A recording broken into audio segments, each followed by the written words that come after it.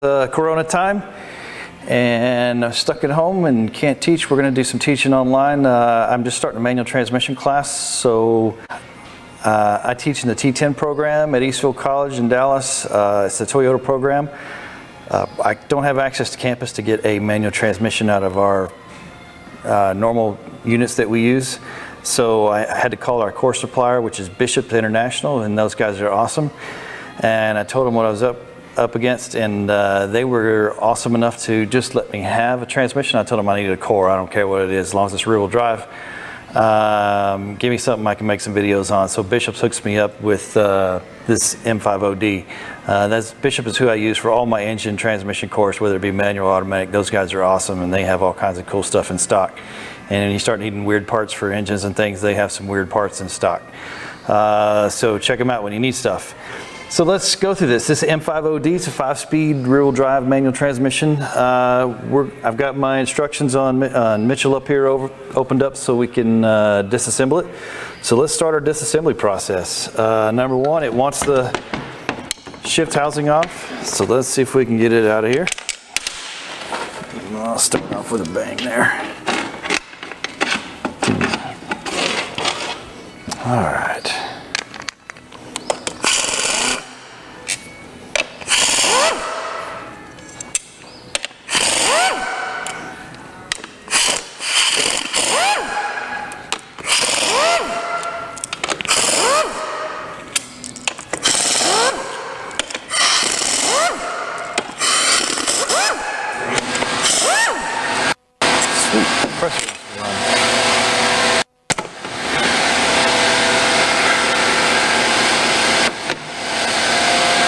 Okay, so this is your shift housing. This is pretty awesome. I like it when the shift housings come right off the top of the transmission, have the forks built in, your shift interlocks, your reverse balk, everything's all built into one unit, which is easily serviced. If you have a bent fork or damaged fork, this is what you can do without having to disassemble the whole planet to get to it.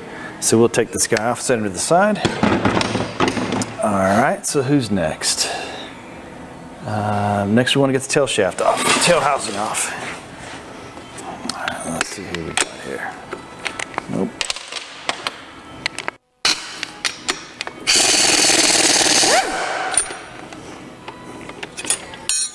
That's not gonna fit.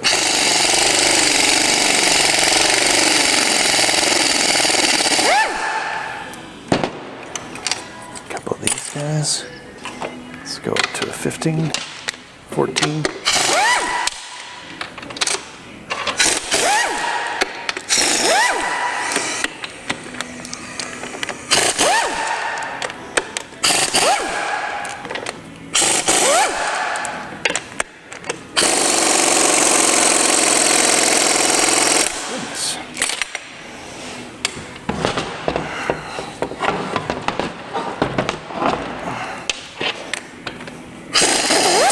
Ouch. That hurts.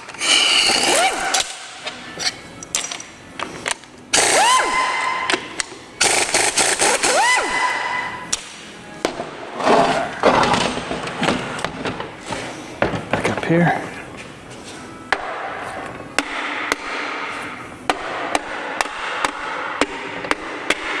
Well, let me have it. I got all the bolts out.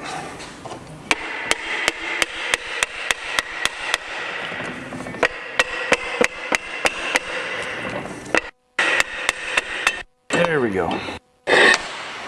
So, extension housing.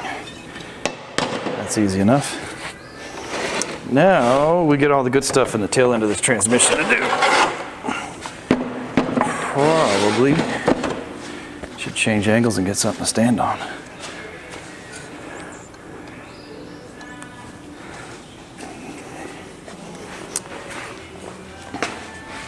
Where is it?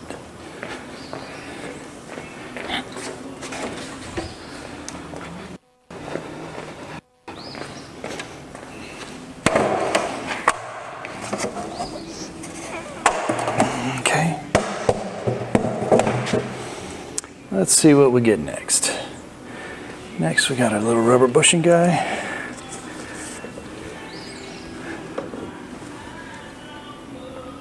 A snap ring for our ring. do some of this work.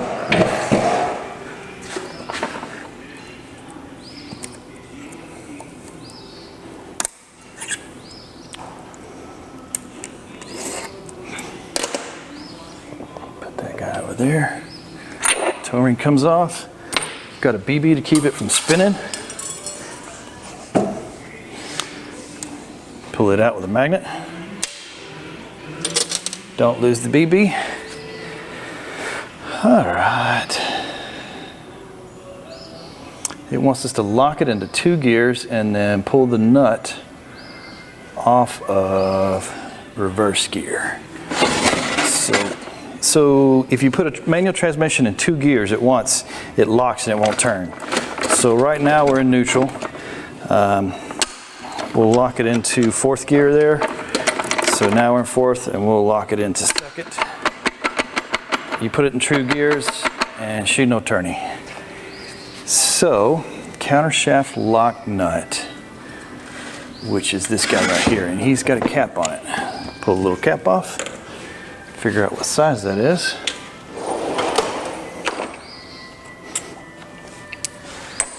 More bigger.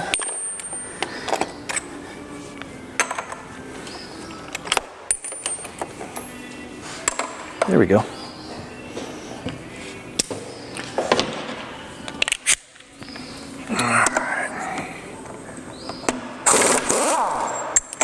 And that comes right off.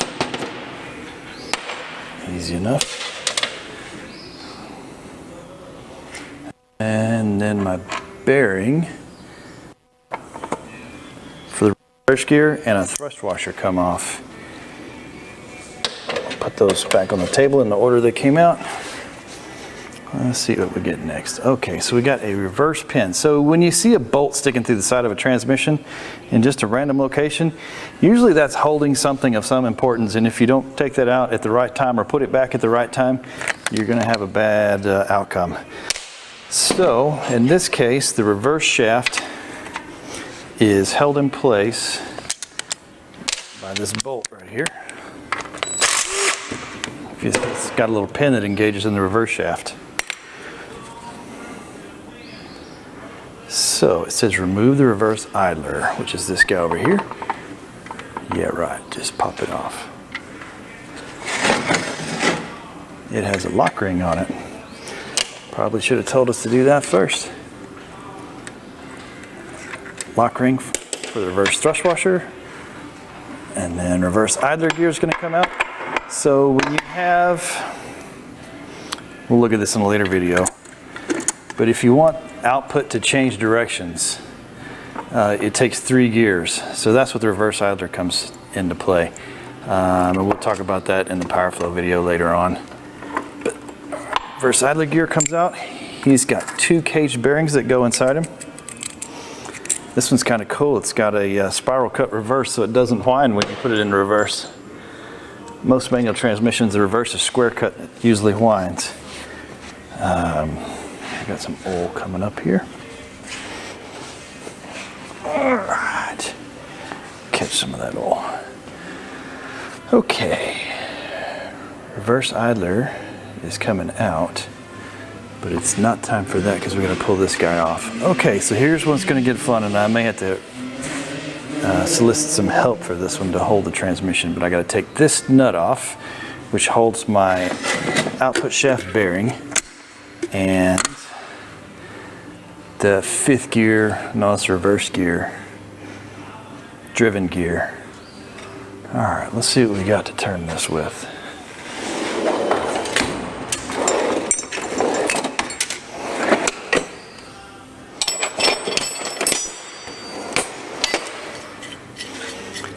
Be nice and fit.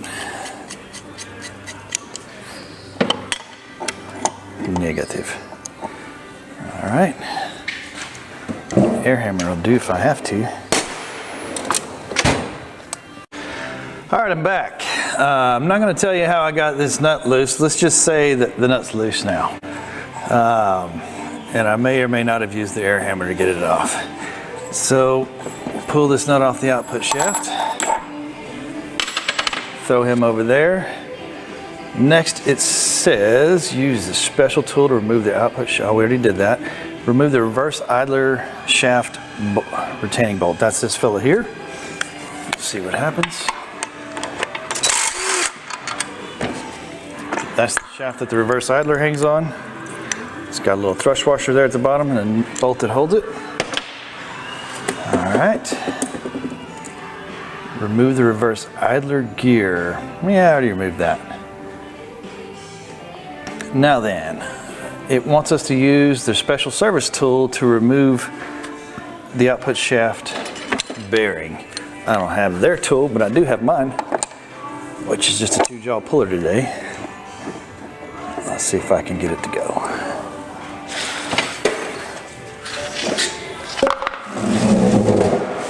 All right. Never use an impact on your pullers. Yeah, right. I definitely did not use my impact on that puller. All right. One output shaft bearing. I've noticed in some other stuff that people like to use heat to get that off. I didn't really have any trouble with getting that one off, so I don't think you need heat. All right, remove the output shaft reverse gear and bushing, or bearing. Bearing, oh, I guess, and bushing. Oh, there's a bushing. Check it out. All right, remove the output shaft spacer. Done that. Remove the counter shaft gear, counter shaft reverse gear bearings, the reverse synchronizer, and the reverse gear thrust washer. All right.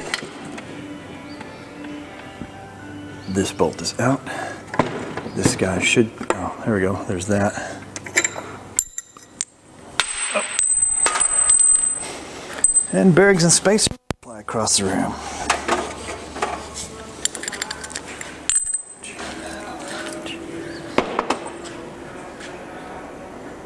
Alright, there's 2 little half moons in here that hold the reverse gear on. Or this is it the reverse 5th hub on. Just 2 little half moons instead of a C-clip.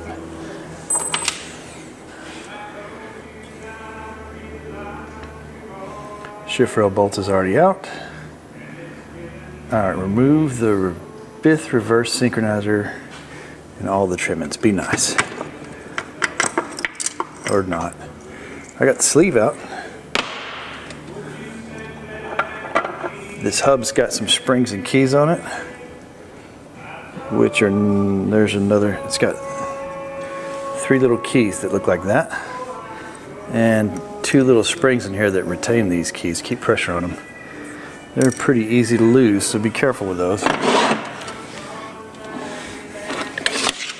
One of mine went swimming. Let's see if we can get him back. There we go.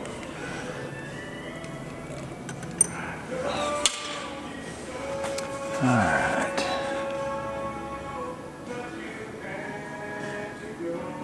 Remove the 5th gear from the counter shaft. There's my 5th gear drive gear, which has got an inner race and some cage bearings that go with it. All right, and if you notice on this guy right here, it's got a little divot there. There's a BB or a ball in the shaft that keeps it from spinning. A little magnet can take that fella out. Drop him over here where maybe we won't lose it. All right, now it wants the reverse 5th shift lever off. That's this little guy. And a pair of lock ring pliers that I cannot locate. There we go.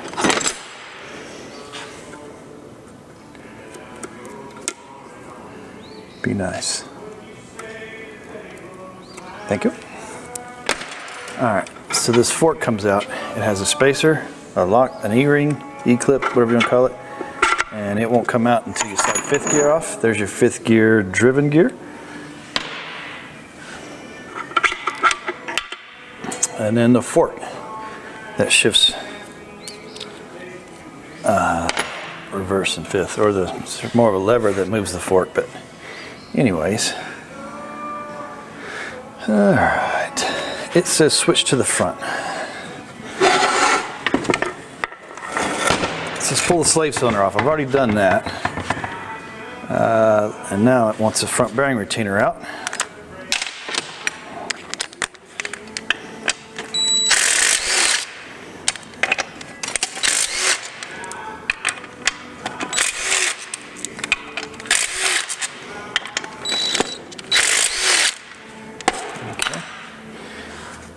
Give it a little cat's claw to help. Maybe. I really do want. Oh, there's a bolt left. There's your problem. Now it comes out. All right, so this thing's kind of cool. Inside this transmission, it uses a couple of shims, one that I can't get out, to handle the thrust on the main shaft and the cluster gear. This one here, there's one in there. It's also got, there we go, now I got the shim out. There's my two shims. Little baffle to keep oil away from the front seal.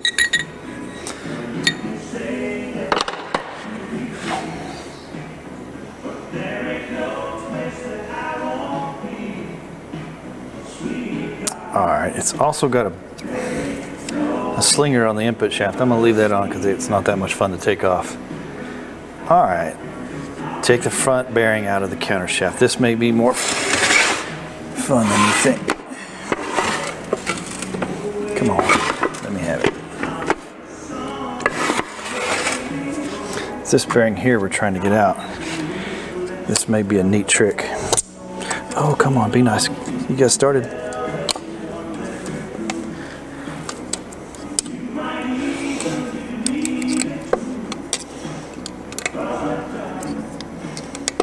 I wonder what would happen if I use two of these.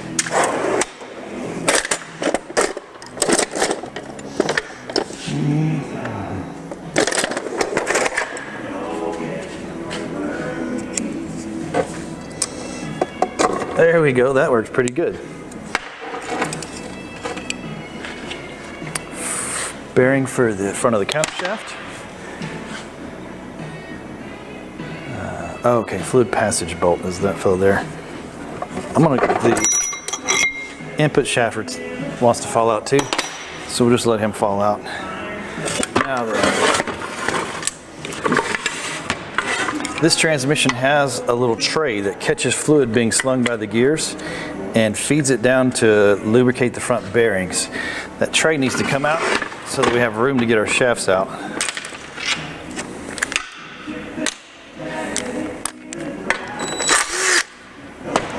So, let me have it, please. Please. There it is. It's just a tray, catches oil, and runs it out this tube into the front. We'll drop the bolt in there so we don't lose it.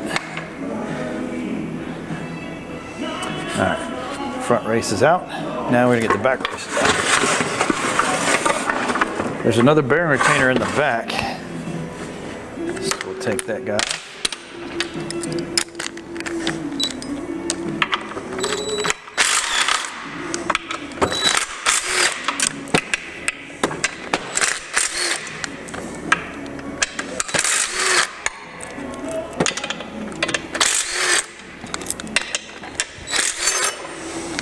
Okay. This guy keeps the rear bearing for the main shaft and the counter shaft located where they belong. Send him over with the other bearing retainer. Now, race for the main shaft.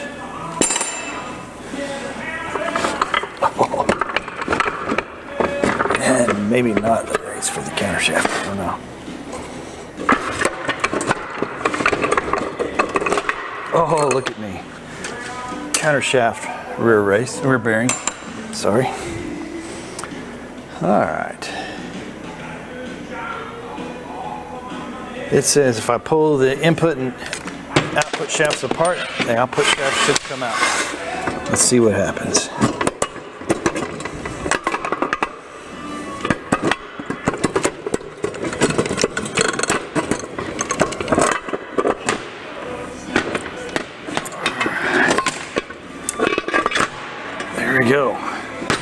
So that's your main shaft. First, second, and third main speed gears on it. Now then there's a bearing up here for the input shaft. This one here is a pocket bearing. It lives in the back end of the input shaft like this. That's the only time I've ever heard the term pocket bearing when we're talking about cars. So if you hear top pocket bearing, it means input shaft.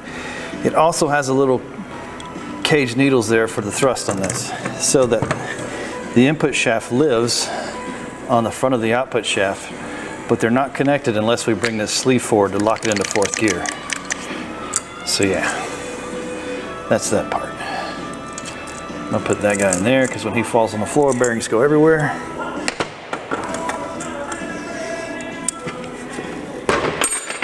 Be nice, stay.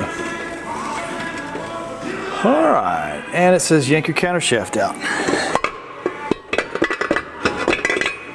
And there she goes. That's your cluster gear counter shaft, all one piece. Nothing really serviceable on there except for the bearing races. And now it's time to take apart the shafts. All we have here is an empty case ready to go into parts washer. Nothing to it. All right, so what you're not going to get to see is I took this guy, put him in the press right here, pulled this lock ring off, and the instant I pulled the lock ring off, gravity put the whole thing on the floor, and the impact with the floor was enough to knock everything off of the main shaft. So that tells me that you don't need a press for this particular transmission. So I put it all back together, and I'm going to show you how this is going to come apart a little more carefully this time. So I'm going to pull my thrust bearing for my input shaft off, get it out of the way. I have an old brake drum off of a go-kart or ultralight airplane or something. I'm just going to set it in there. And now I got an ultra custom stand, man. So this bearing is pressed on, sort of.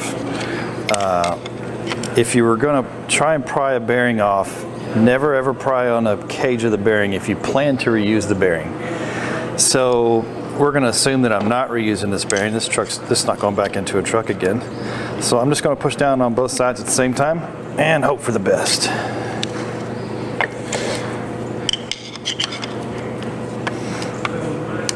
Come on.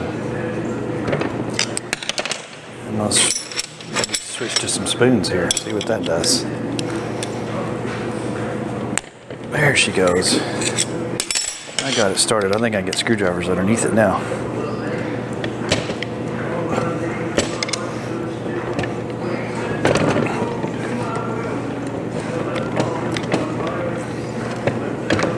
There we go.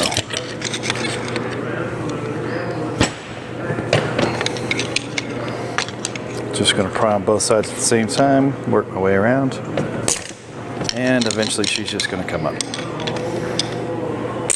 There it goes. It's free. All right, one output shaft bearing.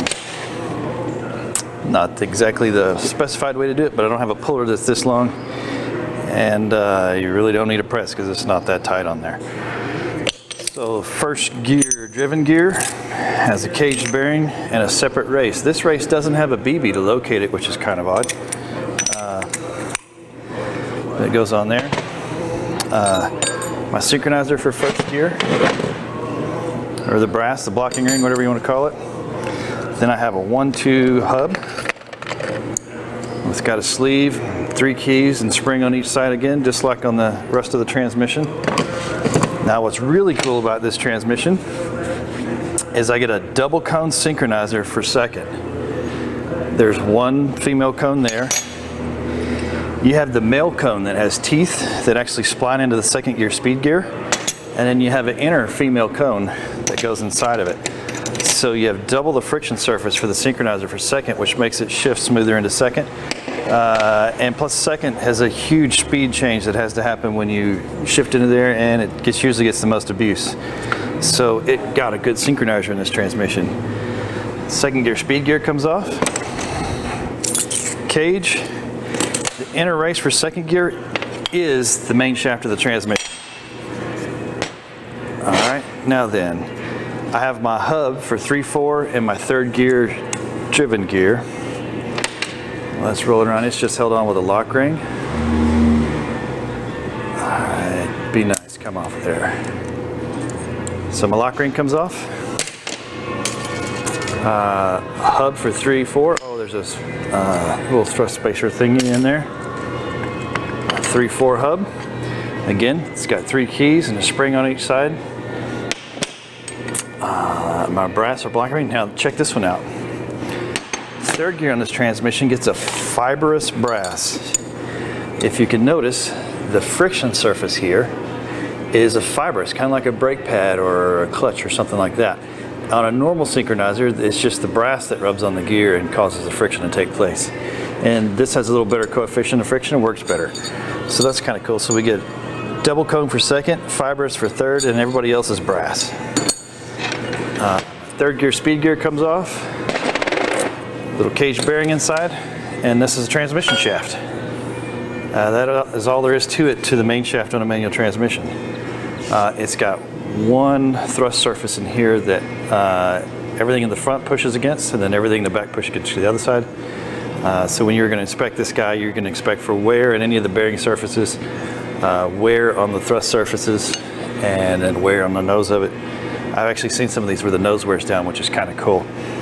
And then obviously check and make sure it's straight. I've never seen one bent, but it's one of the inspections you're supposed to do. So outside of pressing the bearing off of the input shaft, which is not challenging, you just press it off, and I'm guessing the way everything else in this transmission came off, it probably comes off pretty easy. And then there's a bearing race on the cluster gear, a bearing race here and a bearing race there. And again, it's just about the right size. With a small bearing splitter, you could probably grab that with a small bearing splitter and put that in your puller and pull it off. But yeah, now she's apart. The next video will be an inspection of all the different components, more in detail how to do the processes. And then after that, we'll put it back together. Thanks for watching.